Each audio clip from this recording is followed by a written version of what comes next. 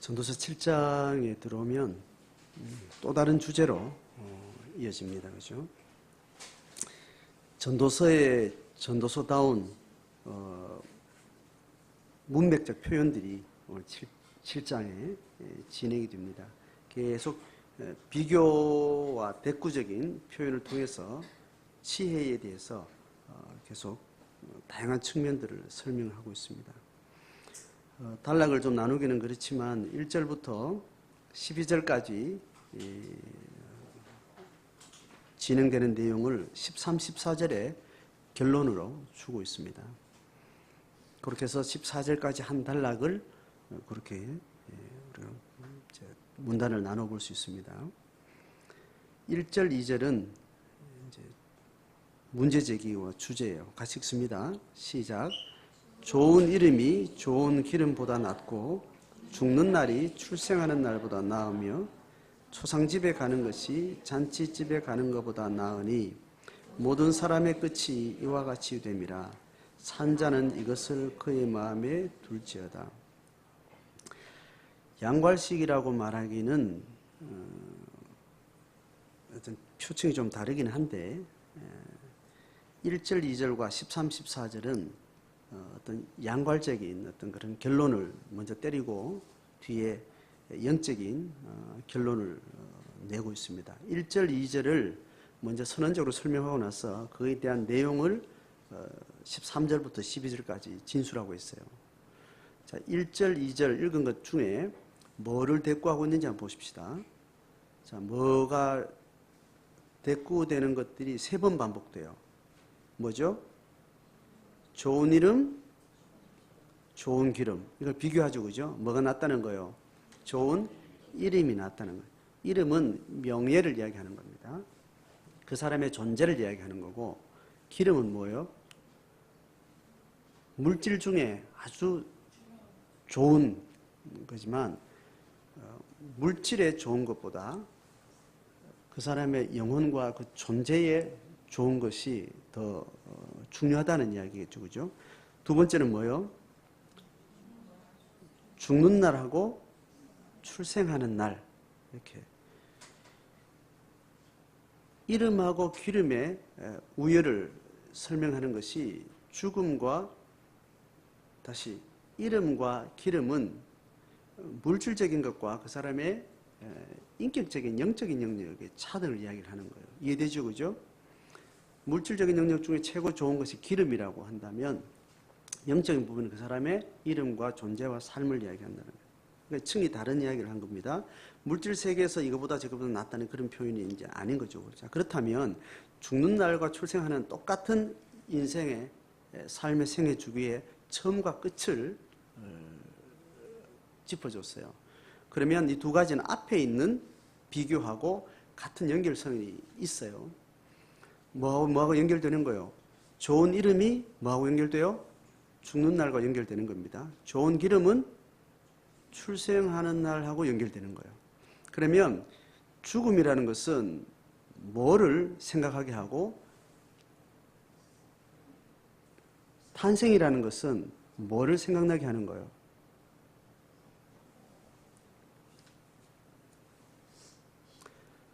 육으로 태어나는 출생이라는 것은 육의 삶을 지향하게 만드는 부분이 있는 거죠. 그러니까 죽음의 날은 뭐를 지향하게 만들어요? 육의 삶을 정리하고 영혼의 삶을 지향하게 한다는 그런 의미입니다. 자, 같은 반복으로 세 번째 2절 초상집에 가는 것하고 잔치집에 가는 것하고 뭐요? 초상집은 육의 날이 끝나고 슬픔이 있고 서러움이 있고 한이 있지만 잔치집은 육신적인 의미에서는 육신적인 삶에서는 가장 화려하고 가장 영광스러운 어떤 시간을 상징하는 겁니다. 자, 그렇게 해서 세 개 비교는 명확해지죠. 뭘 강조하는지. 그래서 결론을 이야기합니다. 2절 하반절 시작. 모든 사람의 끝이 이와 같이 됨이라. 됐어요. 모든 사람의 끝을 이야기하는 거예요. 모든 사람의 끝은 처음과 중간을 모두 결론 짓는 최종판이죠. 이것을 주목해서 산자는 이것을 그의 마음에 두라는 겁니다. 산자는, 육을 사는 자는, 육이 살아있는 자는 이제 영의 삶이 시작될 그 시점을 늘 염두에 두고 육의 삶을 바라보라는 이야기입니다. 자, 이게 결론이에요. 이걸 약간 종교적으로 말하면 13, 14절 이야기합니다. 같이 봅니다. 13, 14절 시작. 하나님께서 행하시는 일을 보라. 하나님께서 굽게 하신 것을 누가 능히 곧게 하겠느냐 됐습니다. 14절 시작. 형통한 날에는 기뻐하고 곤고한 날에는 되돌아보라. 이 두 가지를 하나님이 병행하게 하사 사람이 그의 장래일을 능히 헤아려 알지 못하게 하셨느니라. 하나님께서 행하시는 일을 보라. 어떻게 한다고요? 하나님이 일을 굽게 하는 거예요. 자, 굽게 한다는 말은 뭐에 반대예요? 곧게 한다는 말인데 하나님은 굽게 하셨어요. 그러면 사람은 어떻게 하는 거예요? 곧기를 추구하는 겁니다. 자, 일단 사람의 요구가, 사람의 욕망이 먼저 있어요. 그걸 하나의 정으로 봤을 때 그것을 곧은 하나의 팩트로, 하나의 정으로 봅니다. 그런데 이 사람이 추구하는 욕구는 정을 향해서 이렇게 우리는 추구하죠. 자기 요원한 대로 살고 욕망한 대로 살아가는데 하나님 그걸 그대로 두나요, 안 두나요? 아니요, 그것을 굽게 한다는 겁니다. 하나님이 의도적으로 그렇게 한다는 이야기예요. 그렇게 해서 14절 형통한 날에는 기뻐하고 곤고한 날에는 되돌아보라 이야기하는데 형통한 날에는 굽은 때예요, 곧은 때예요? 예? 사람의 자기 정방향이 있으면 형통한 날은 뭐예요? 그게 곧은 자기 욕망대로 되어질 때를 이야기하는 겁니다. 또 그것이 예측을 하고 있을 때, 자, 그때는 어떻게 하라고요? 기뻐하라는 건 누가 허락한 거예요? 하나님이 그것도 허락하셨다는 거예요. 그런데 하나님은 그렇게만 허락하지 않고 어떻게 하는 거예요? 곧게 한 것, 곧게 추구하는 것을 하나님께서 굽게 한다는 거예요. 굽게 한다는 어떤 날이에요? 인간으로서는 자기 기대치와 어긋난 삶의 한 시점이 오는데 그때가 곤고한 날. 그때는 어떻게 하라고요? 되돌아보라는 거예요. 이 되돌아봄은 내가 생각하는 곧게 하는 생각이 바른지 그른지 이게 어떤 의미가 있는지를 돌아보는데 육의 날을 보던 상황판을 영의 날을 통합한 상황판을 확장시켜서 보는 거예요.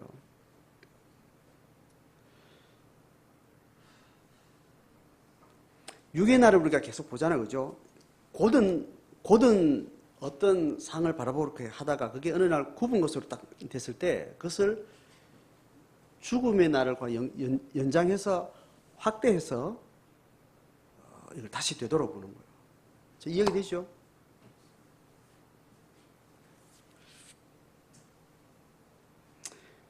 영적인 어떤 안목, 영적인 판단, 영적인 선택 이런 거는 육적인 상황과 전혀 이렇게 층이 달라요. 폭이 굉장히 넓다는 말이죠.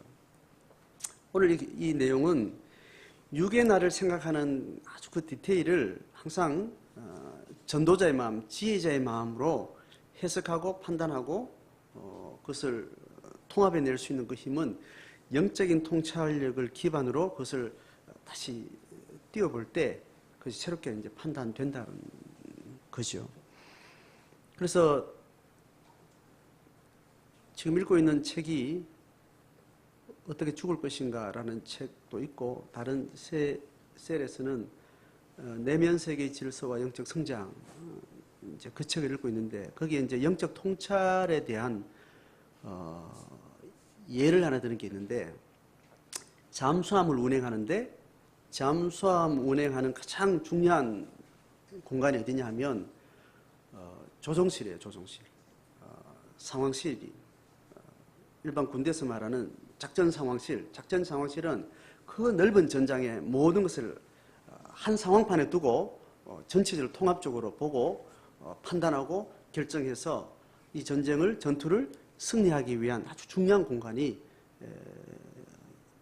그 상황실인 겁니다.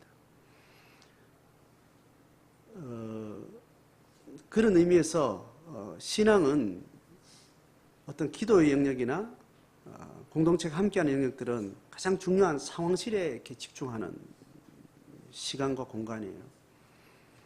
그래서 군대 얘기를 제가 또 이제 상황실로 이야기하면 또 이렇게 비유를 해서 설명해야 되는데, 소대장 때, 제가 소대장 때 팀 스피릿 훈련을 이렇게 하는데, 작전 반경이 미군하고 한국군하고 같이 이제 통합 훈련을 이렇게 해요. 연합 작전을 하는데, 군대에서 가장 반경을 넓게 잡고 하는 그 훈련이 이 한미 연합 작전 훈련이더라고요. 보통 소대급 훈련, 중대급 훈련, 대대급 훈련 그 부대 크기에 따라서 그 훈련장의 반경이 이렇게 정해져요. 정해지면 소대는 3개 모여서 중대가 돼요. 소대급 훈련은 중대급 훈련은 3분의 1의 반경의 작전 지도만 가지고 가서 훈련을 다 해요.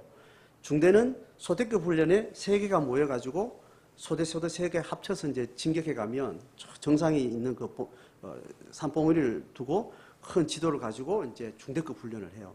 대대는 어떻게 돼요? 대대는 중대가 3개가 모이니까 한 면단이 있죠, 면단이. 중대급 훈련은 한 동네에 한 뒤산 정도만 딱 지도만 가지면 훈련을 다 끝내고 그 안에서 다 해. 먹고 자고 뭐 이렇게 다 모두 작전하는데, 대대급 훈련은 한 면단이 있죠. 면단이 전체 한 절반 되는 그 산악지대를 지도를 가지고 가요. 그리고 대대 위에는 뭐예요? 연대급 훈련. 연대급 훈련이 가장 큰 훈련이 있는데, 부대 자체적으로는. 그건 또 2-3개 면 전체의 작전 지도를 가지고 가요. 뭐 이렇게 되니까 우리가 보는 상황을 전체적으로 인식할 때, 중대장은 항상 대대급 작전 지도를 가지고 가니까 보는 반경이 굉장히 넓죠. 소대장은 중대 전체 3개 지도를 같이 들고 가요. 이해되죠? 그러니까 대대장은 옆에 있는 3개 대대가 같이 하고 있는 연대급 작전 지도를 가지고 자기 대대를 이렇게 통제하는 거예요. 자, 그러니까 점점 이제 작전이 확대가 되는 겁니다. 그러니까 팀 스피릿 훈련을 이렇게 하게 되면 미군하고 이제 한국군을 같이 하는데 반경이 어디냐면 저 강원도 일대 전체를 이제 작전 반경으로 이렇게 두고 있으니까 어떤 소대장이, 중대장이 어떤 작전 상황에 오면 뭐를 지원해야 될지, 어떤 부대가 있어, 어떻게 부대가 있어서 어떤 상황이 생기면 포 요청을 하든지 항공기 요청을 하든지 이런 굉장히 큰 스케일의 작전을 하고 있기 때문에 중대장이 대대급 훈련의 작전 지도만 되는 게 아니에요. 중대장은 저 사단을 넘어서는 그 강원도 전체에 흩어져 있는 부대의 모든 상황을 지도에 딱 가지고 있을 때 그 부대 전체가 가지고 있는 모든 적절한 상황들을 요청해서 항공기 요청할 때도 있고 큰 155mm 포 공격을 요청할 때도 있고, 그러면 그 요청이 다 그대로 이렇게 되어지는 겁니다. 그러니까 그걸 나가기 전에 지도를 그걸 다 들고 갈 수 있어요, 없어요? 못 들고 가는 거예요. 특히 소대장들은 이제 결국 그런 이제 판단하고 요청을 해야 되는 사람들인데, 그러니까 일주일 내내 작전 상황실에 이렇게 대대 작전 장교가 다 소대장들을 한 10대 명을 불러가지고 강원도 전체 지도를 머릿속에 이렇게 입력시키는 거예요. 즐거운 일이겠어요? 고통스러운 일이겠어요? 눈 감고 어느 길을 몇 번 도로 지나면 무슨 산이 있고 거기에는 어떤 시설이 있고 막 이런 것들 다 외워가지고 퀴즈를 시켜가지고 맞박을 때리는 거예요. 굉장히 무식하게 이렇게 또 하는데 병사를 다루듯이 일주일 내내 그거를 하는데 작전 지도상에 있는 강원도 전체 상황을 머릿속에 다 이렇게 그려 넣는 거예요. 그러니까 그렇게 하고 강원도 진을 제가 가보니까 강원도 어느 면 단위 어떤 마을에 딱 떨어졌는데 내가 있는 반경에서 일주일 내내 외웠으니까 안 맞으려고 어느 길로 어디 가면 무슨 도로가 이렇게 강원도 안에 하나 이렇게 있는 거예요. 그 어느 지역에 포부대가 있고 어느 지역에 항공대가 있어서 어느 거리에 있으면 몇 분 만에 포사격이 지원이 되고 항공기는 몇 분 만에 뜨고 이런 것들이 이렇게 머릿속에 이렇게 들어있는 거예요. 그런 경험을 제가 하고 나서 이제 이런 이제 영적인 어떤 부분에서 어떤 이제 훈련을 하고 쭉 살아오면서 이제 그런 이제 반복된 경험을 제가 이렇게 많이 하게 되는 겁니다. 오늘 이야기도 그 이야기예요. 우리가 육의 날을 사는 동안 눈에 보이는 어떤 상황, 사건들을 두고 있을 때, 그 일을 두고 있을 때, 이 눈에 보는 이 상황파 너머의 다른 넓은 지경이 내 인식 안에 들어오고, 그것에 의해서 지금 이 상황이 달리 보여지고, 다른 판단이 생기고, 다른 통합적인 이해력을 갖게 되는 것. 이게 이제 영적인 안목이라고 그러고, 영의 눈이 우리에게 새로워진다는 어떤 그런 의미하고 이제 관계가 되는 거죠. 저 오늘 그 이야기를 전후반부에 하고 있습니다. 모든 사람의 끝이 죽음을 향해 달려가고 있으니까 죽음을 기점으로 나는 영원한 영적인 세계에 부름받은 자라는 것에 대한 자기인식을 하지 않으면 눈에 보이는 이 6의 날 동안 일어나는 모든 사건 사태들을 지혜롭게 판단하기 어려운 거예요. 그 이야기를 하는 겁니다. 산자는 이것을 그의 마음에 두라는 거예요. 이 산자는 신앙의 초청을 받은 하나님이 살아계시는 것과 하나님 우리 영혼을 구원하신 것과 우리가 영혼 세계를 향해서 잠깐 있는 6의 날을 지나고 있다는 이 믿음의 고백을 가진 산자들을 이야기하는 거예요. 자, 그 내용을 이제 들어가 봅니다. 3절, 4절, 5절, 6절은 이제 그 이야기를 계속 반복해서 이야기합니다. 3절 있습니다. 시작. 슬픔이 웃음보다 나음은 얼굴에 근심하는 것이 마음에 유익하기 때문이니라. 자, 이거는 위에 있는 마음에 둘지어다라는 말 한 번 더 강조하고 이제 강론으로 들어갑니다. 슬픔과 뭐가 비교됐어요? 웃음으로. 슬픔은 고든 길을 보는 거예요. 굽은 길을 보는 거예요.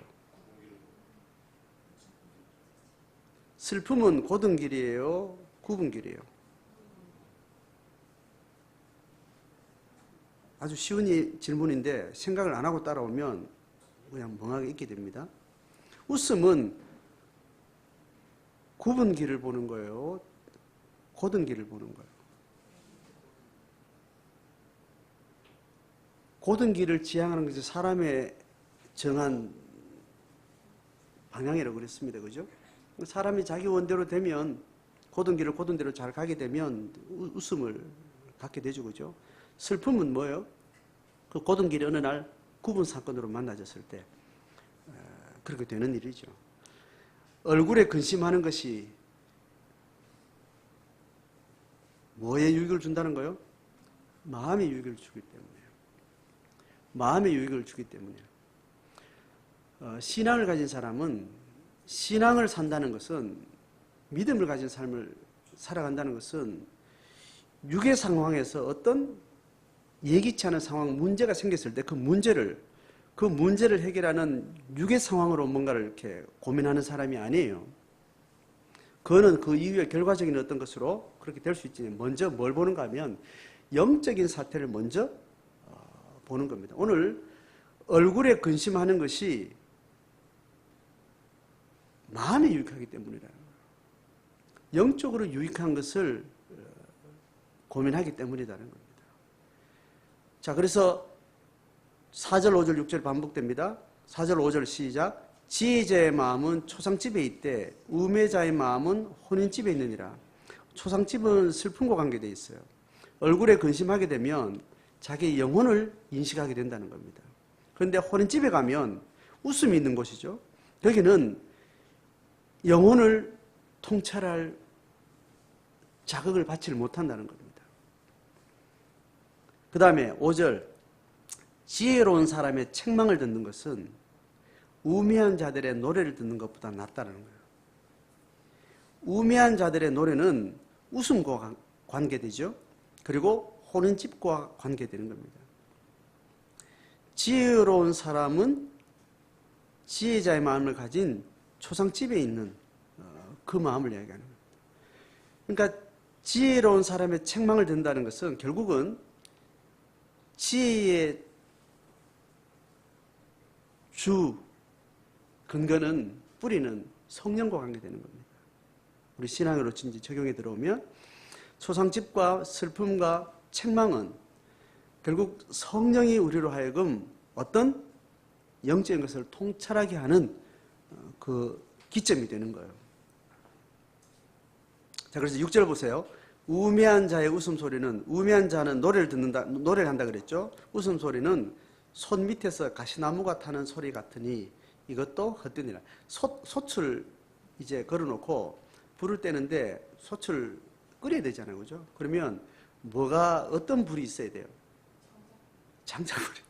은근하게 계속 화력을 공급해주는 장작불. 근데 여기서 뭐가 된다고요?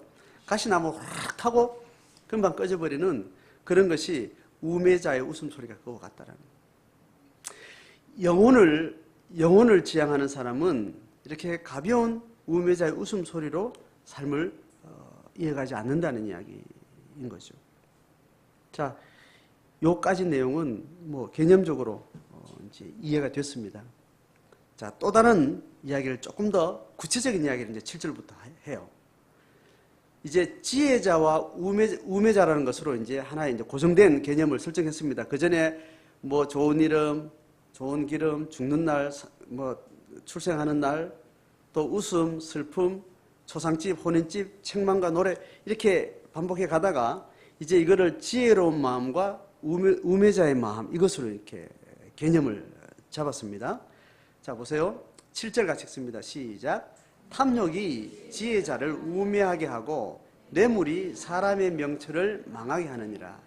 자, 이제 지혜자와 우매자가 구분된 개념이 있다가 한 사람 안에 지혜로움도 나타날 수 있고 우매함도 나타날 수 있는 거예요. 그렇죠?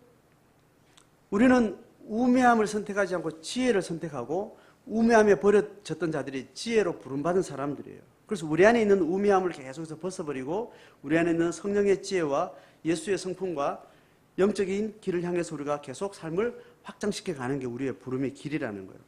자, 그럴 때 지혜자를 우매하게 한다는 것이 뭐예요? 7절에서 뭐가 그렇다는 거예요? 탐욕이 지혜자를 우매하게 하는 겁니다. 자, 탐욕은 또 뭐와 연결되는가 하면 뭐라고 해요? 뇌물이 사람의 지혜를 망가뜨린다는 거예요. 사람의 명철을 망가뜨리게 된다. 뇌물은 바깥에 있는 거죠. 근데 그 뇌물이 안에 있는 뭐와 만나요? 탐욕이 만나는 겁니다.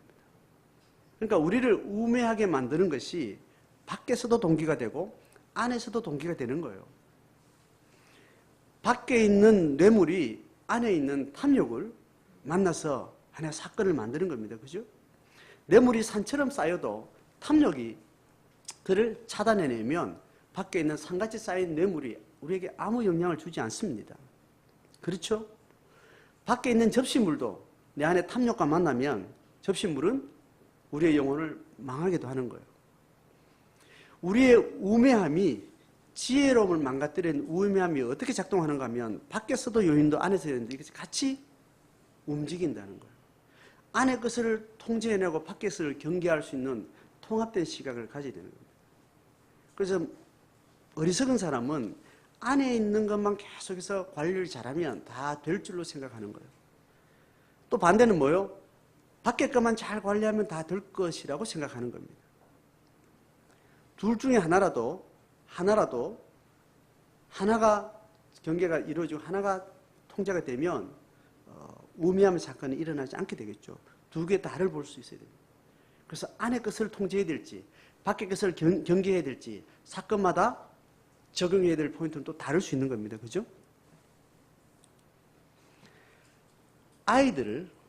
자, 적용으로 들어가요. 아이들이 지혜로움으로 자라는 아이들하고 어른이 지혜로움으로 삶을 살아가는 삶을 지향할 때 지혜는 우매함이 지혜를 잡아 삼키게 돼요. 지혜로움은 우매함을 넘어설 수 있게 만드는데 아이들은 밖에 있는 어떤 것과 관계되어 있을까요? 안에 있는 어떤 것과 관계되어 있을까요? 아이들이, 그죠? 아이들이 우매함에 넘어질 때 밖의 작동이 주가 돼요? 안의 게 주가 돼요?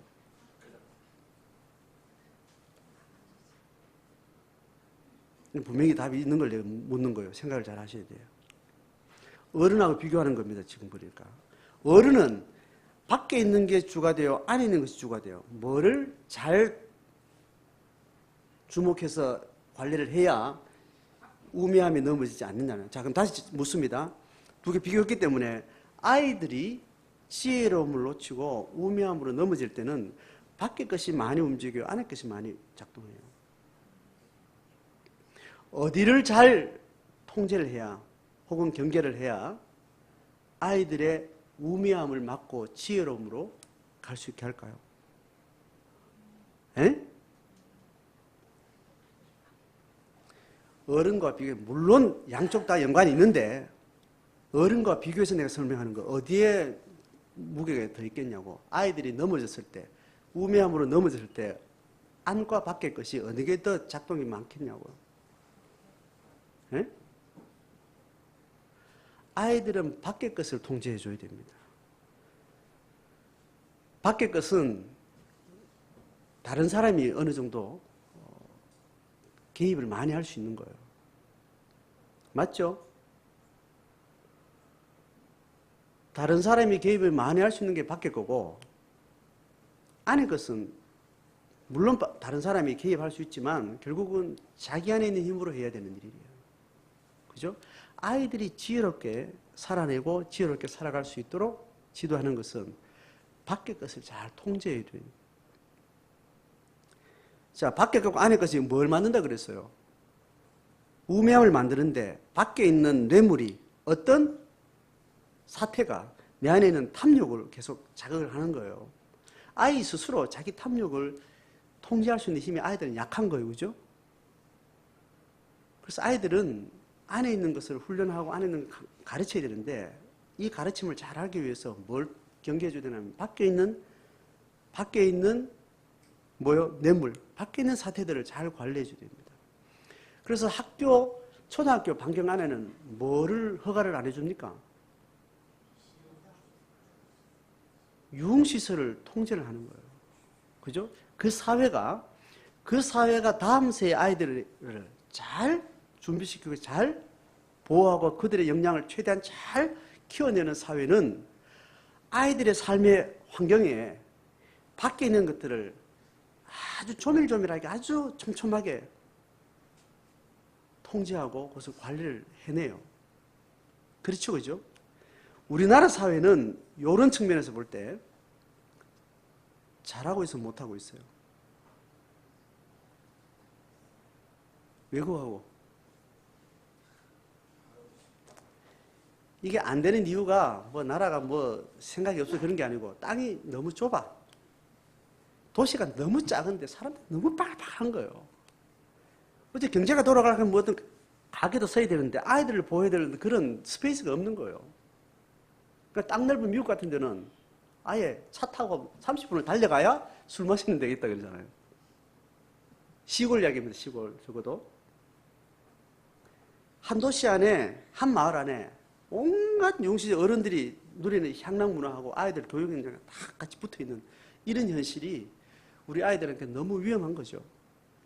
자, 다시 탐욕과 뇌물이 같이 작동하면서 지혜자를 망가뜨리고 우매함으로 간다는 거예요. 자, 8절 봅니다. 시작. 일의 끝이 시작보다 낫고 참는 마음이 교만한 마음보다 나으니 참는 마음. 일의 처음보다 끝. 자, 이것이 끊임없이 우리로 하여금 탐욕을 경계하고 뇌물을 경계하고 우리 안에 선한 욕망들을 끊임없이 우리를 세워가게 한다는 겁니다. 자, 결국은 탐욕과 뇌물과 이 마음들은 사람을 마음을 어떻게 말하는가 하면 9절을 읽어봅니다. 시작. 급한 마음으로 노를 바라지 말아요. 자, 어떤 마음이 생겨요? 탐욕이 집중되면 마음이 어떻게 돼요? 급해지는 겁니다. 뇌물에 충동된 사람 마음이 급해지는 겁니다. 마음이 급한 사람은 어떤 감정적인 동요가 외향적으로는 노가 나오고 내적으로는 우울감이나 자책이나 이런 것들로 나오게 되는 겁니다.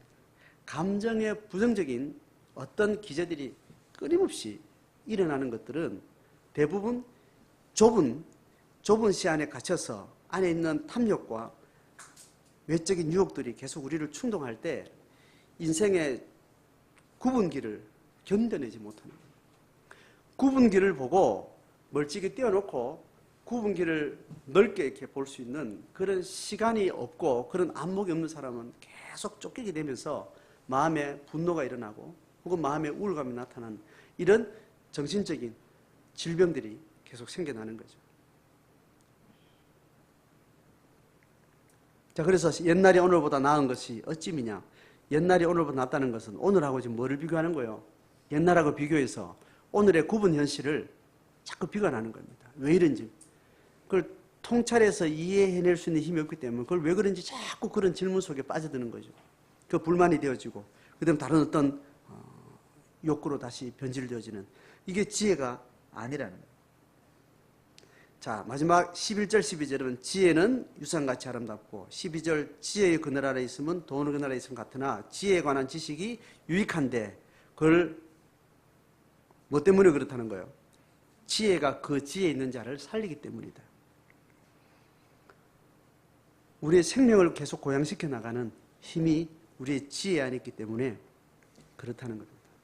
자, 오늘 이것이 전체적인 내용에서 우리가 생각하는 모든 생각들을 딱 정리를 해주는 결론이에요. 하나님을 인식하고 어떤 고든 일을 추구하지만 내한테 다가오는 많은 한계 상황, 불만, 내 안에 있는 우울감, 내 안에 있는 분노, 슬픔 이런 부정적인 것들은 다 급한 마음이 만들어내는 정서적 반응이에요. 급한 마음은 어디서 오는 거예요? 내 안에 육적인 탐욕, 단기적인 육의 세계만 바라보는 그런 안목에 붙들려 있을 때 육체적 일이 곱기를 바라지만 하나님이 그렇게 허락하지 않는 구분기를 내가 마주하고 있는 거예요. 그럴 때 우리 안에 계속해서 탐욕이라는 것이 계속해서 일어나고 급한 마음이 우리의 정서적인 어려움들을 가져다 줍니다. 자, 이때는 뭐 하라고요? 곤고한 날에는 그걸 던져두고 뒤돌아보는 겁니다. 뒤돌아볼 때 하나님께서 내 육의 날은 이렇게 놨어요. 장래일을 능히 헤아리 알지 못하게 하셨다는 거예요. 육의 날 동안의 장래일을 이야기하는 겁니다. 고든 일만 계속 되리지 않고 가다가 굽어지고 굽지 않을 때 또 가다가 또 곧어지고 이게 내가 생각하는 고든 생각의 삶의 추구가 이게 제대로 될지는 내가 알지 못하게 되어 있다는 거예요. 그러니까 인간으로서 하나님 앞에 산다 할 때 내가 미래를 이러이러한 것으로 예측하고 확정하는 일은 미련한 일이라는 거예요. 하나님 그것을 원치 않고 그것을 다 하나님 손에 맡겨서 주신 분복대로 그것을 받아낼 수 있는 내 안의 자족과 영적인 평안을 우리에게 요구하시는 거예요. 자, 그렇게 해서 우리는 장래일을 능히 헤아려 알지 못하는 존재예요. 그럼 우리는 뭘 붙들어야 되느냐 하면 이 본문에 나오지 않는데 하나님이 육의 날에 있어서 장래일 아직 오는 일들에 대해서 예측하는 것은 우리 몫이 아니라고 이야기를 하는 거예요. 다만 지금 주어진 분복을 열심히 살도록 수고하면서 그 안에 영적인 낙을 누리면서 살도록 그냥 허락하신 거예요. 그래서 내일 염려는 내일의 고든 어떤 사건을 기대하기 때문에 내일의 염려가 생기는 거죠. 그거를 기대하지 말라는 거예요. 선판단하지 말라는 거예요. 그 때문에 염려하지 말라는 거예요. 그건 그때 맡겨두는 마음은 다른 확신이 있을 때 그게 가능해져요. 내일을 맡긴다는 것은 다른 약속된 게 있을 때 그건 뭐냐면 그것을 건너뛰어서 죽음 이후에 있는 하나님의 약속하신 그 약속을 내가 확증하기 때문에 이 안에서 아무리 내가 내가 떨어져 죽어도 그 이후에 내가 확증받은 것이 있기 때문에 그것을 기억하는 거예요. 그래서 우리의 기도는 육의 날에 대한 어떤 것을 기도가 아니고 우리가 영의 날에 죽음 이후에 약속한 그 약속을 내가 기도를 통해서 내가 확인하고 확증하는 겁니다. 이게 연결될 때 우리 안에 뭐 어떤 능력이 생기는가 하면 예언적인 능력이 생겨요. 예언적인 능력이 생긴다고. 자, 육신의 삶을 사는 사람이 예언을 한다는 것은 육의 날의 미래를 어떤 것을 확증한다는 것이 아니고 그 이후에 영적인 약속을 우리가 확증받고 나서 거기에 비춰서 미래를 조망하는 거예요. 그것이 예언입니다. 예언. 예언은 곧 우리에게 자기 삶으로 지금 땡겨오면 그것이 우리에게 비전이 되는 거예요. 우금이 땅을 샀는데 우금이 땅을 산 거는 우리가 어떤 영적인 통찰을 가지고 영적인 유익을 도모하다 보니까 도시에 묶여서 하는 삶이 굉장히 우리가 탐욕에 부추김을 받고 단기적인 이익과 육체적 유익에 계속 매몰되게 해서 급한 마음이 우리로 하여금 분노와 우울감을 계속 만들어가는 지혜로운 마음을 계속 상실하게 되는 그런 삶의 구조라는 것을 우리가 알고 전원이라는 공간이라는 것이 절대적으로 우리한테 필요하다는 예언을 생각을 하게 된 겁니다.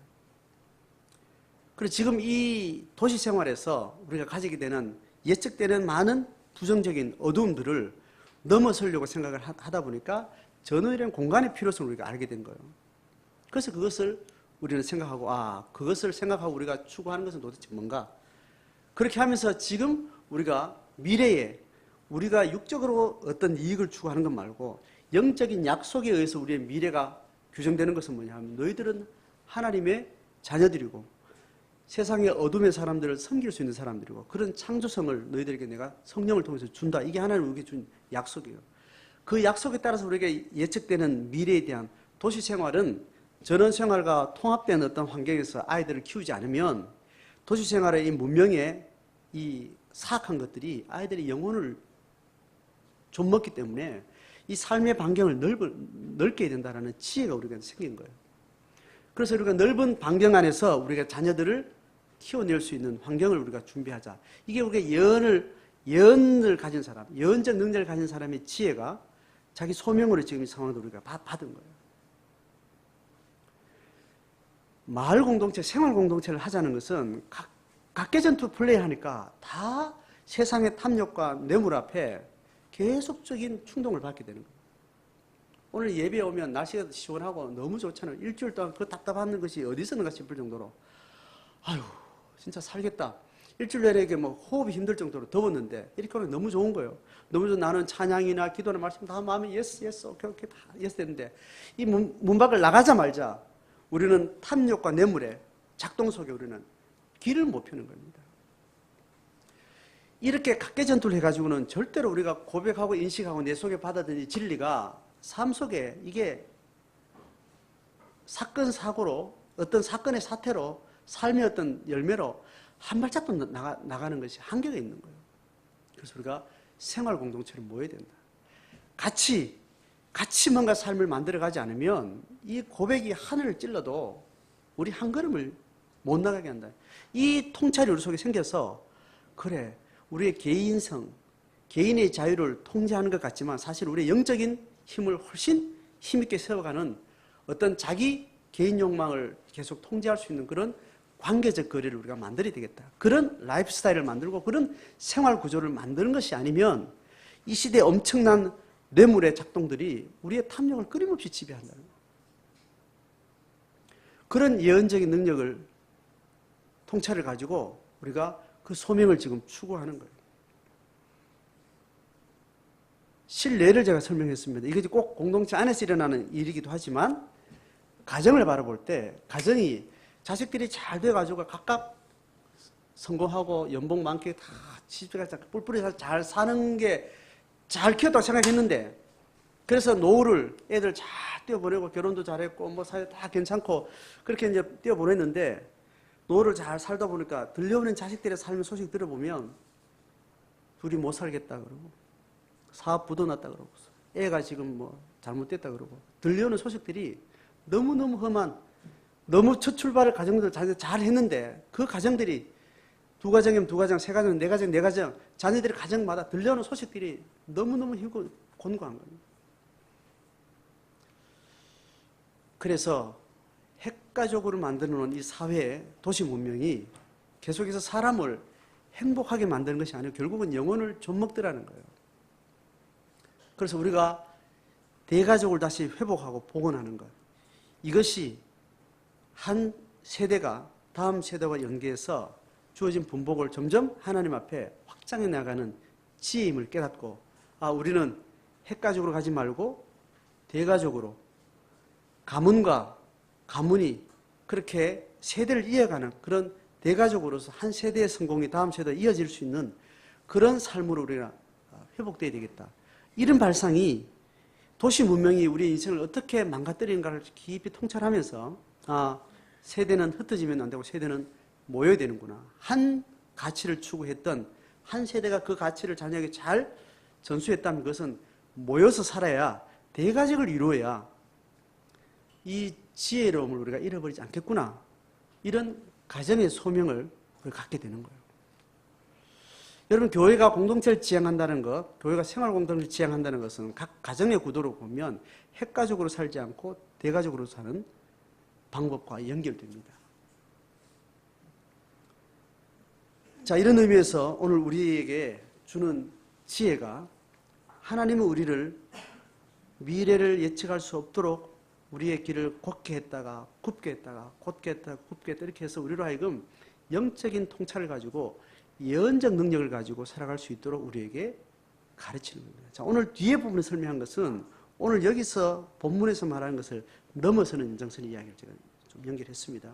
자, 그런 의미를 가지고 오늘 우리에게 주시는 지혜로움과 우매함을 상황실의 어떤 그런 구도를 가지고 우리의 삶을 잘 돌아보기를 원합니다. 오늘 셀 모임 할 때, 또 8월이 들어서면 한 시즌 방학이고 휴가를 보내면서 이 한 해의 중간을 그렇게 휴식과 함께 보낼 때 지금 맞이하고 있는 여러분 삶의 사태들을 잘 궁리하고 잘 돌아봐서 하나님 우리를 지혜롭게 하시는 그 지혜로움 앞에 우리 삶을 다시 재해석하고 새로운 판단을 하고 예언적 능력을 가지고, 예언적 판단을 가지고 우리의 삶을 지혜로운 선택으로 나갈 수 있는 개인, 가정, 교회 되기를 주의 이름으로 축복합니다.